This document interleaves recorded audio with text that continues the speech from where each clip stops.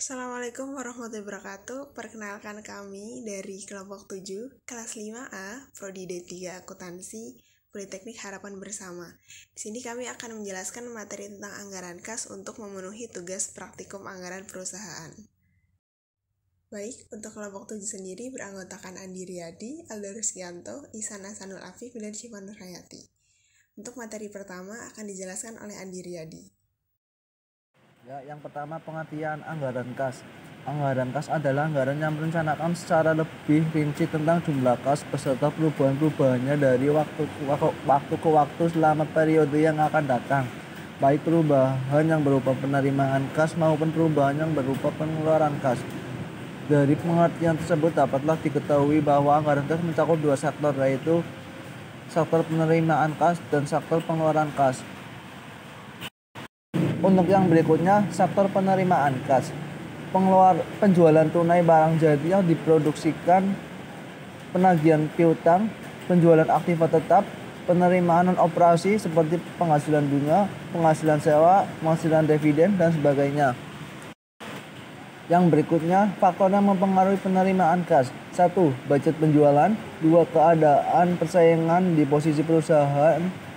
Yang ketiga, syarat pembayaran yang ditawarkan dalam perusahaan. 4. Kebijakan perusahaan dalam penagihan piutang. 5. Rencana penerimaan sumber dari sumber-sumber lain atau non-operating. Yang ke-6. Budget perubahan aktiva tetap. Yang berikutnya, sektor pengeluaran kas. 1. Pembelian tunai bahan mentah. 2. Pembayaran utang. 3. Pembayaran upah tenaga kerja langsung. 4. Pembayaran biaya pabrik tidak langsung. 5. Pembayaran biaya administrasi. 6. Pembayaran biaya penjualan. 7. Pembelian aktiva tetap. 8. Pembayaran biaya bunga, biaya sewa, dan sebagainya. Yang berikutnya, faktor yang mempengaruhi pengeluaran kas. 1. Budget pembelian bahan baku. 2. Keadaan persaingan para supply bahan baku di pasar. 3. Posisi perusahaan terhadap pihak supply bahan baku. 4. Budget upah tenaga kerja langsung. 5. Budget biaya pabrik tidak langsung. 6. Budget perubahan aktiva tetap perusahaan. 7. Rencana perusahaan tentang pengeluaran. Oke, untuk materi selanjutnya akan dibacakan oleh Aldo Rusgianto. Sifat aliran kas. Aliran kas masuk dalam sebuah perusahaan terbagi dalam dua sifat, yaitu aliran kas masuk yang kontinu. Artinya, selama perusahaan masih beroperasi, maka penerimaan ini akan selalu ada seperti hasil penjualan produk secara tunai, hasil pelunasan piutang. Sedangkan aliran kas masuk yang tidak kontinu, artinya aliran kas masuk ini tidak rutin atau terputus-putus, seperti penyertaan pemilik perusahaan, penjualan saham, penerimaan kredit bank, penjualan aktiva tetap. Sifat aliran kas.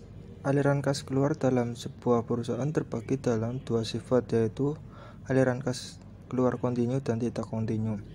Aliran kas keluar kontinu seperti pembelian bahan baku, pembayaran upah tenaga kerja langsung. Aliran kas keluar tidak kontinu seperti pembayaran bunga, pembayaran dividen, pembayaran pajak pendapatan, pembayaran angsuran hutang, pembelian kembali saham perusahaan, pembelian aktiva tetap.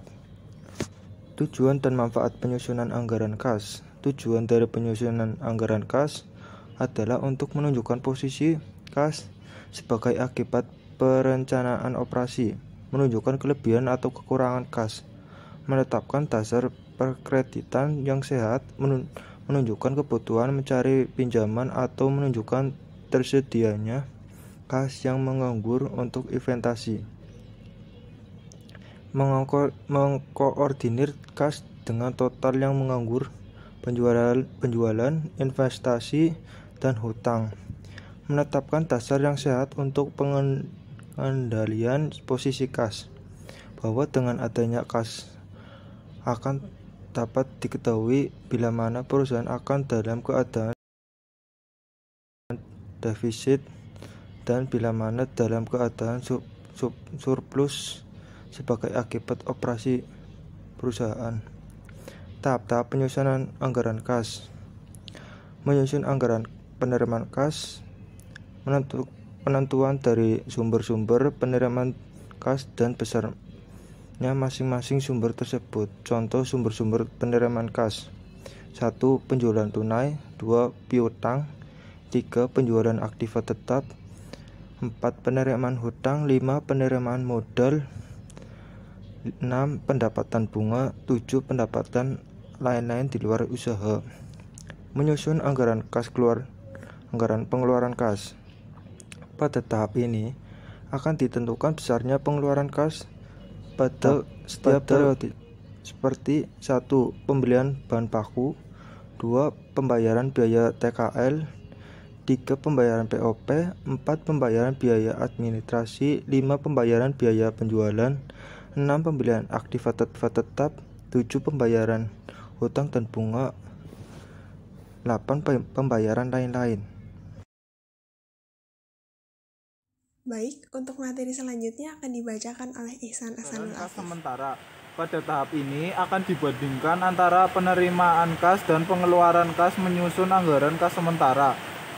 Bila penerimaan kas lebih dari pengeluaran kas, berarti kas memiliki saldo yang surplus, dan bila penerimaan kas kurang dari pengeluaran kas, berarti memiliki saldo yang defisit. Menyusun anggaran kas final. Kemungkinan terjadinya saldo surplus atau defisit kas pada waktu yang akan datang akan menentukan kebijakan yang akan diambil. Jumlah kas yang terlalu besar menjadikan perusahaan kehilangan kesempatan untuk mendapatkan keuntungan bila sebagian kas tersebut diinvestasikan. Sedangkan kekurangan kas akan mengganggu kegiatan perusahaan. Untuk menghindari kedua hal tersebut, maka bila saldo kas surplus melebihi saldo kas minimal yang ditentukan, maka kebijakan perusahaan adalah sebagian dari kas tersebut diinvestasikan dalam jangka pendek. Sedangkan bila terjadi defisit kas, maka untuk memenuhi kebutuhan kas tersebut, perusahaan perlu menetapkan kebijakan dengan mengambil utang jangka pendek. Contoh menyusun anggaran kas.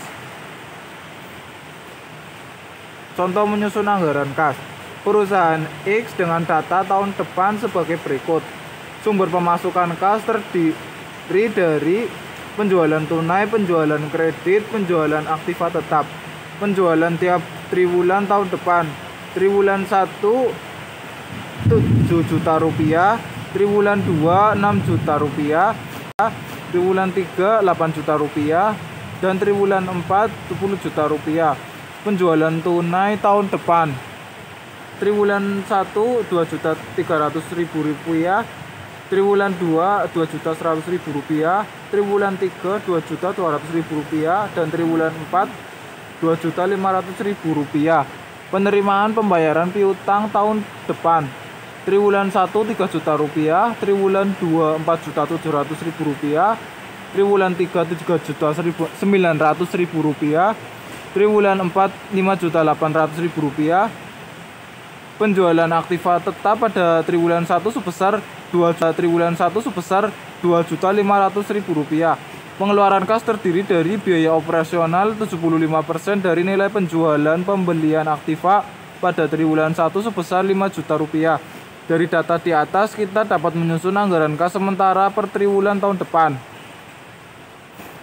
Pengeluaran kas. Keterangan biaya operasional pembelian triwulan 1 sebesar 5.250.000, triwulan 2 4.500.000, triwulan 3 6 juta, triwulan 4 5 juta. Aktiva 5 juta, triwulan 2 kosong, triwulan 3 kosong, triwulan 4 kosong. Untuk jumlah sendiri, triwulan 1 sebesar 10.250.000 rupiah, triwulan 2 4.500.000, triwulan 3 6 juta, dan triwulan 4 sebesar 7.500.000 rupiah.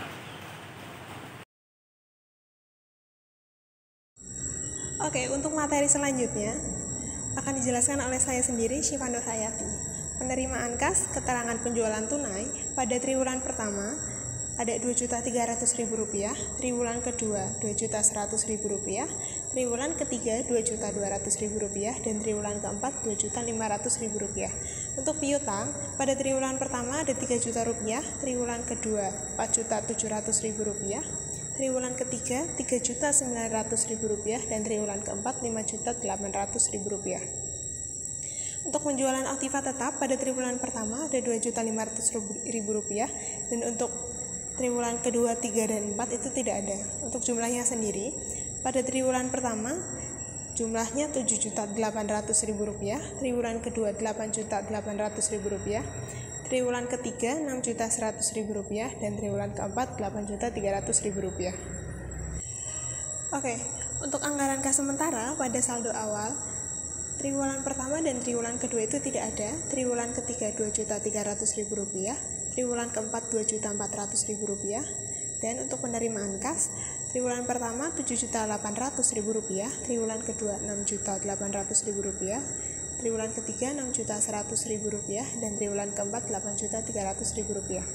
Untuk jumlahnya sendiri, pada triwulan pertama 7.800.000 rupiah, triwulan kedua 6.800.000 rupiah, triwulan ketiga 8.400.000 rupiah, dan triwulan keempat 10.700.000 rupiah. Untuk pengeluaran kasnya, pada triwulan pertama 10.250.000 rupiah, triwulan kedua 4.500.000 rupiah, triwulan ketiga 6 juta rupiah, dan triwulan keempat 7.500.000 rupiah.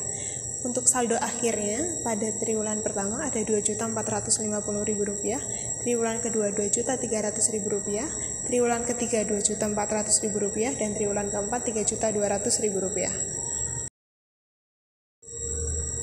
Introduction, bila akan membuat anggaran kas final, misalnya dapat meminjam uang pada bank dengan tingkat bunga 12%, bunga per triwulan 3%. Pokok peminjaman akan dilunasi sebanyak 3 kali, yang dimulai pelunasan pokok dan bunga pada triwulan berikutnya setelah peminjaman.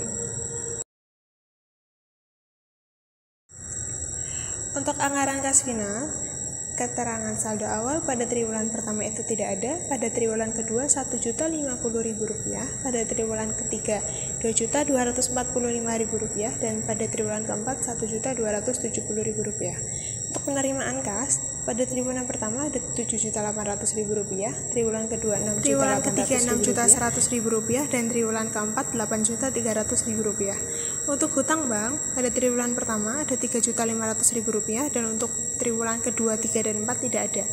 Untuk jumlahnya sendiri, pada triwulan pertama 11.300.000 rupiah, triwulan kedua 7.850.000 rupiah, triwulan ketiga 8.345.000 rupiah, dan triwulan keempat 9.570.000 rupiah. Untuk pengeluaran kasnya, pada triwulan pertama 10.250.000 rupiah, triwulan kedua 4.500.000 rupiah, triwulan ketiga 6 juta rupiah, dan pada triwulan keempat 7.500.000 rupiah. Untuk pembayaran dan bunga, pada triwulan pertama tidak ada, pada triwulan kedua ada 1 juta rupiah dan 105.000 rupiah, triwulan ketiga 1 juta rupiah dan 75.000 rupiah, dan untuk triwulan keempat 1.500.000 rupiah dan 45.000. Untuk saldo akhirnya sendiri, pada triwulan pertama totalnya 1.050.000 rupiah, triwulan kedua 2.245.000 rupiah, triwulan ketiga 1.270.000 rupiah, dan triwulan keempat 525.000 rupiah. Untuk keterangannya, hutang banknya totalnya 3.500.000 rupiah dengan bunga bank sebesar 3% atau 0,03. Pembayaran 1 dicicil senilai 1 juta rupiah dengan bunga 0,03 dikalikan 3.500.000 rupiah, totalnya 105.000. Untuk pembayaran 2 dicicil 1 juta rupiah dengan bunga 0,03 dikali 2.500.000 rupiah sama dengan 75.000. Karena 3.500.000 rupiah sudah dibayar 1 juta, jadi sisanya tinggal 2.500.000 rupiah. Pembayaran ketiga dicicil 1.500.000 rupiah dengan bunga pembayaran 0,03 dikali 1.500.000 rupiah sama dengan 45.000. Sekian pemaparan materi anggaran kas dari kami kelompok 7.